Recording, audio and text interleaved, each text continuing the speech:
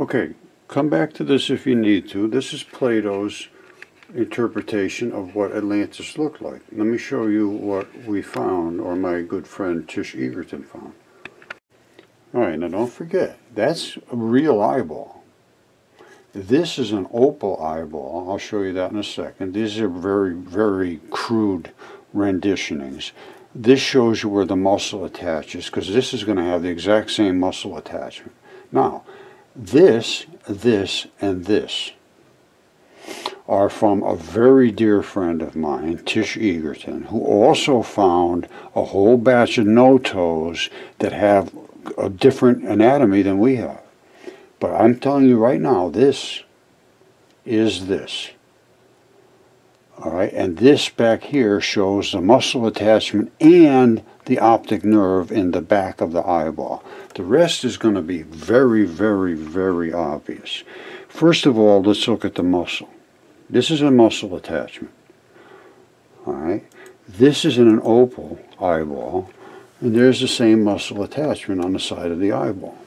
So opals are also biological. Now, this is what Tish found. And don't forget, that's the eyeball. Now, you don't see these bumps, but you can see there's holes down here, so something's going to happen. They're going to fold in, and that's precisely what happened. Here's what Tish found. You see that? There's the center of Atlantis. You see this? There's that main strip coming straight across. I'm not kidding you. And here's the rings. And it is an eyeball, absolutely, no question it's an eyeball. Well, in my mind, if somebody can question it, I'd like to see them question it. And here's the other shot of it here, where we're seeing that same slit, where the entry into Atlantis, one gate coming in. This is the optic nerve coming back here, and the muscle attachment coming on the side. Now, here it is from the back, primarily. This right here is that muscle attachment, and it's locked right in here. That's how they attach it, with like little grabbers. And then this up here is the optic nerve running to the brain. Alright, think about this carefully.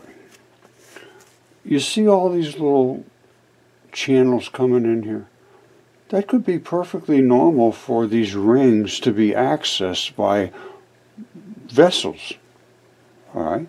And I think that's what they did. They used these channels as entranceways to the rings.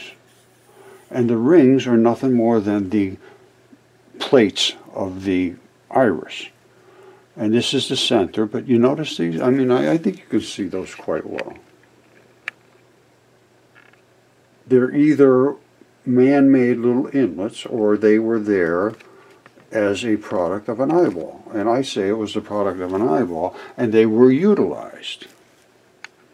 Okay, here's what you want to consider.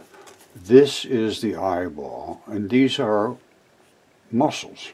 And behind that is the optic nerve. Now let's see if we can find one in a mud fossil. Alright, at one time they called this the Libyan Sea, apparently.